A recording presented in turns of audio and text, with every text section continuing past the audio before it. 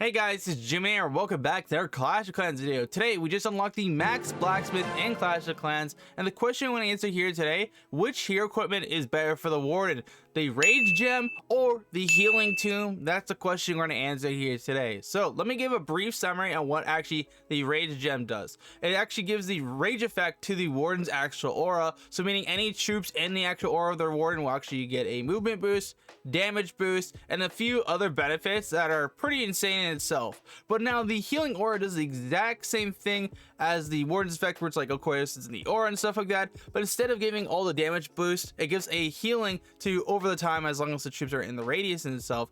And we're gonna figure out which one of these abilities are much more powerful. Now, one big thing to keep in mind about each one of these abilities, the Rage ability is a passive ability, meaning that you don't actually have to activate the actual Warden's effect to actually get the actual perk of the Rage, while the actual healing aura requires you to activate the Warden's ability to even benefit the heal spell at all, which I feel like that's going to hinder the actual perk in the long run. So what we're going to do here is pretty straightforward. We're going to have two attacks. One attack's going to be my normal attack strategy with the Rage Gem, and the other attack's going to use the Healing Tomb to see which one I feel like does actually better in the long run. Then our third attack later here will actually be using Hog Riders, all Hog Rider attack strategy, because I feel like the healing aura will actually be insane with them, because, you know, heal spells, maybe this can replace heal spells. I don't know about that, but we're going to try it to figure it on out. So if you enjoyed today's video, make sure to smash the like button, get subscribed, and let's get into it. I got a question for you guys before we get into it. Which one do you think is honestly going to be better at the end of this video? Do you think it's going to be the Healing Tomb or Rage Gem? Let me know in the comments. But I found this base here that's honestly pretty good for the actual Rage Gem. So what we're going to do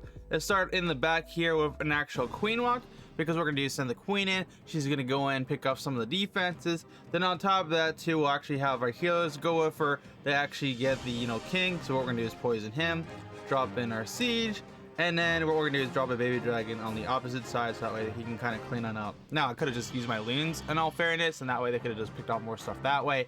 But I wanted to do this just because of the fact that I had baby dragons, so why not use it? You know what I'm saying? What we're gonna do now is send the RC on the left side of the base with another baby dragon to clean on up on the outside. And then what we're gonna do then on top of that is drop in our king from the top with some actual loons, and they'll just go in here and clean on up. Now we'll probably get through most of the space with really no problem. And what I'm actually gonna do is once the actual siege picks the eagle, which actually didn't do that surprisingly, I thought it actually might, we'll just send out our big troops. So we're gonna send them in. Of course, we're gonna send them the Rage ability with the Warden, and you can see right there, damage boost on top of it, which is pretty good itself. Now, it doesn't do a movement boost, it does an attack speed boost, which is honestly the same thing in all fairness. It's just like somewhat different, kind of like slightly different, but I wouldn't really say it's honestly too different. So what we're gonna do here is now rage up our troops on top of the Warden's ability, which is pretty cracked. Then we're gonna jump spell Warden's effect, actually keep on going in here. You can actually see the troops with just the actual rage effect from the Warden do some pretty insane damage. Then you drop a rage spell on top of that too. Then you actually drop your jump spell, free spell the two actual expos.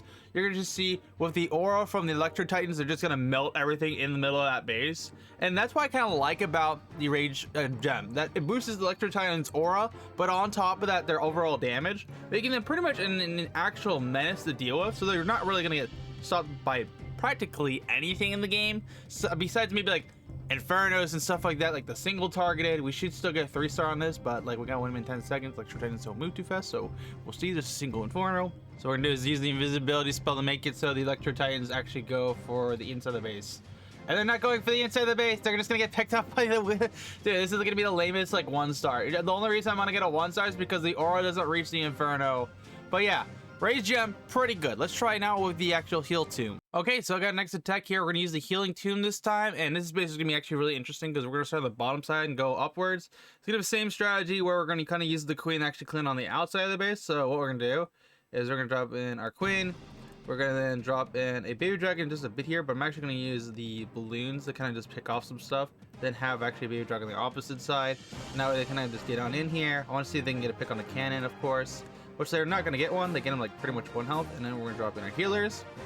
And then they should be good there. Queen is doing her thing. I'll probably send the king to go into the middle of the base. With that though, our king is going inside the base. I'm actually going to drop in another baby dragon with him. We're actually going to use his ability right here, which will of course boost him and all that jazz. Then we're going to drop in, of course, our P.E.K.K.A.s, Electro Titans, and also everything else. We're going to drop in the Warden with the Healing Aura this time instead, which is weird. The Healing Aura doesn't emit a orange aura or a glowing aura like the heal spell, compared to like the Rage Gem where it does, and it's super blatantly obvious. So it's kind of just like one of those things where it's kind of just randomly weird, you know what I'm saying, that it just doesn't do that. So what we're going to do now is actually use the Rage ability again in just a bit here. We're going to use it like on the right hand side for actual Electro Titans. We're going to use invisibility on the left because the bomb tower really isn't a threat, so I just want to kind of get them through this part of the base. So we're going to rage, and of course they got the healing aura. We're going to use Warden's ability, which is going to heal them while they're invincible, which is pretty cool in itself. I think that's the best part about the healing aura. But you can see the aura in itself doesn't heal for that much, so even though like the effect is technically working, it's only doing it by like 70 like hit points and stuff like that, and doesn't really do too much. I feel like with the Rage Gem, it helps because of the fact it gets you through the base faster with these kind of longer bases, but at the same time too, if you do a base where it's like a lot more wider and open and the troops can't get taken as much damage, then the healing ability of the actual aura does better in the long run. Now I'm really curious to see what it looks like with actual Hog Rider, so let's try that now. Next, we got up the Healing Tomb with the actual Hog Rider tag strategy, and I want to quickly say this. I feel like the Healing Tomb is going to be one of those things that's going to be really weak at the base level, but once you max it out, it'll be really strong. That's how I at least seem to think of it. But who knows? We'll have to find out eventually when I do max it out. But yeah, so what we're gonna do is actually a Queen Walk on the bottom here, with of course our actual siege going in to kind of clean it up. We're actually gonna drop in the healers too, and of course we're gonna use the Headhunters to kind of just clean up the heroes over here. And they're gonna probably take those down with no problem. Now I was gonna originally save a Headhunter, so that way I could actually just use it to go, you know, with the Hog Riders to clean up anything to deal with, but they're not gonna get it. Now what we're gonna do is drop in the RC with the King, and the RC is gonna go in here and actually pretty much just clean up every single defense that's actually in this whole cubby. Now originally I was actually gonna try to get it so that the RC would actually just take out the scatter too, but I don't think it's gonna get the scatter. If it does get the scatter, that's kind of a bonus. So what we'll do now is drop in the Warden. We're gonna drop in our Root Riders. We're gonna drop in all of our Hog Riders, and they should be able to go in here and take this out practically no problem. We're gonna ward up a little bit early here, and then use our wizards to kind of just clean on up with the outside of the base. I will say the one thing about the healing aura, like it heals Hog Riders pretty decently, nothing insane. My big problem with the Hog Riders in the game now is that they used to be like one of the main troops that everyone would use. They used to be like really strong. My problem with Hog Riders now is that they don't do anything.